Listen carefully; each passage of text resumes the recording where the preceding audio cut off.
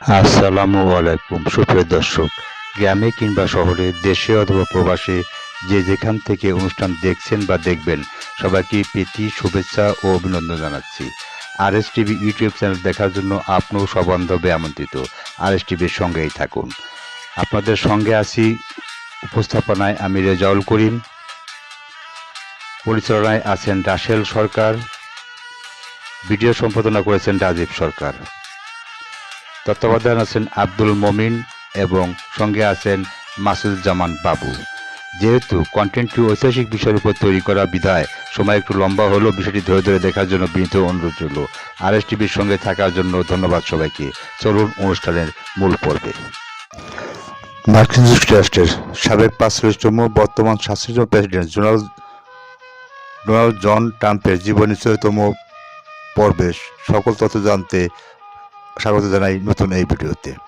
প্রিয় দর্শক, Donald Trump নির্বাচন এবং রাষ্ট্রপতির উত্তরণ। ডোনাল্ড ট্রাম্প 2024 সনের নভেম্বরে বর্তমান ভাইস প্রেসিডেন্ট কমলা হ্যারিসকে পরাজিত করে মার্কিন যুক্তরাষ্ট্রের 47তম রাষ্ট্রপতি হিসেবে নির্বাচিত হন।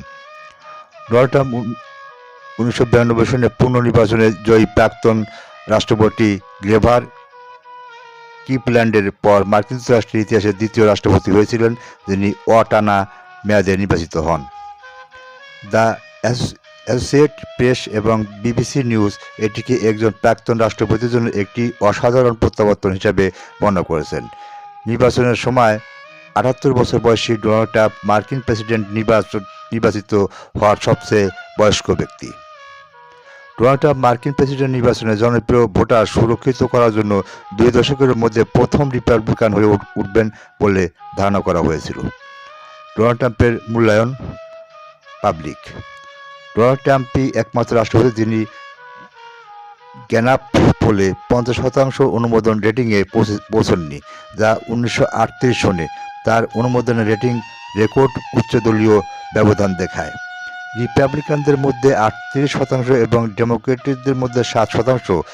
সেপ্টেম্বর 2023 পর্যন্ত রেটিংগুলি অস্বাভাবিকভাবে স্থিতিশীল ছিল।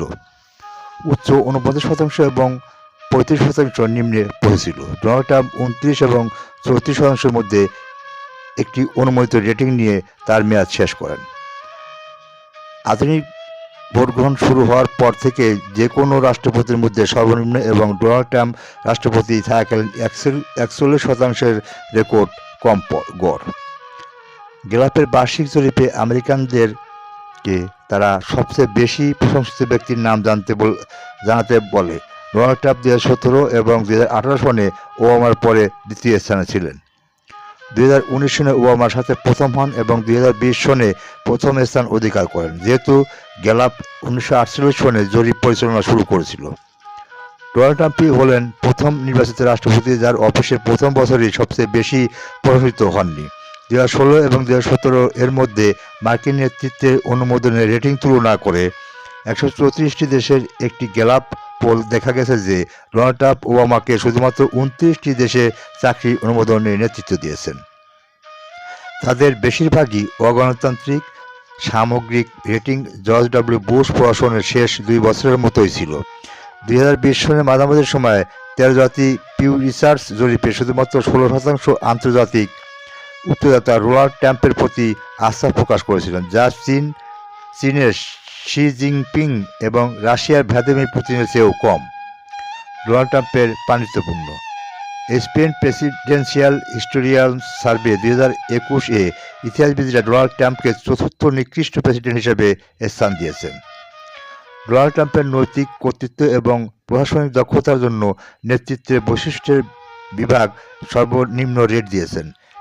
সিয়েনা কলেজ রিসার্চ ইনস্টিটিউট 2022 সনে সমীক্ষায় 45 জন প্রেসিডেন্টের মধ্যে ডোনাল্ড ট্রাম্পের 43তম স্থান দেওয়া হয়েছে।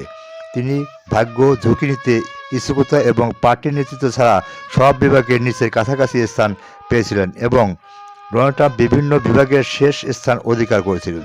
2018 এবং 2024 সনে আমেরিকান পলিটিক্যাল সায়েন্স অ্যাসোসিয়েশনের সহযোগীদের সমীক্ষা ডোনাল্ড ট্রাম্পকে আমেরিকান ইতিহাসের সবচেয়ে খারাপ প্রেসিডেন্ট হিসেবে স্থান দেওয়া হয়েছে।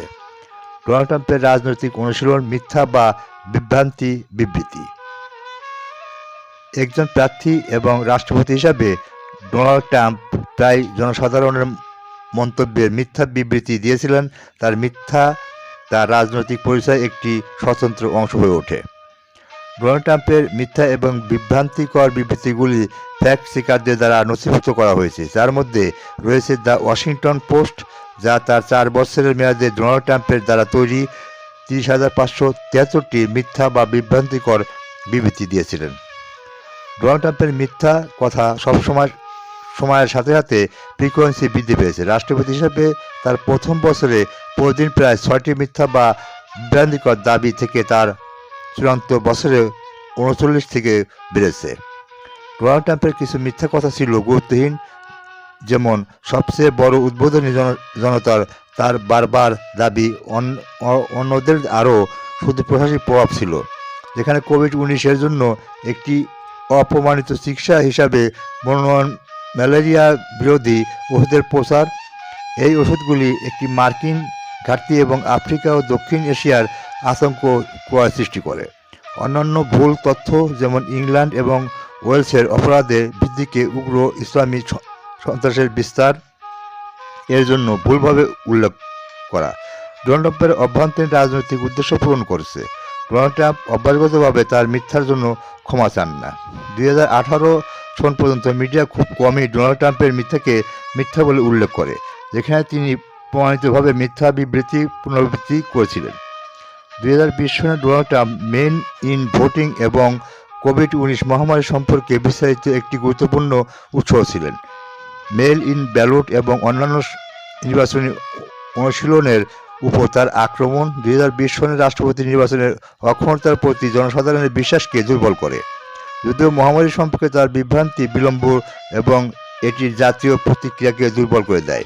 শ্রোতা দর্শক, মার্কিন যুক্তরাষ্ট্রের সাবেক 45তম এবং চলতি 47তম প্রেসিডেন্ট ডোনাল্ড জন ট্রাম্পের জীবনের 14তম পর্ব। এই ছিল আজকের পর্বের মূল বিষয়বস্তু। মার্কিন যুক্তরাষ্ট্রের সাবেক 45তম এবং চলতি 47তম প্রেসিডেন্ট ডোনাল্ড ট্রাম্পের জীবনীর 15তম শেষ পর্ব দেখার জন্য আপনার আমন্ত্রিত। এখানে বিদায় নিচ্ছি। আইএস টিভির সঙ্গে থাকুন। আল্লাহ হাফেজ।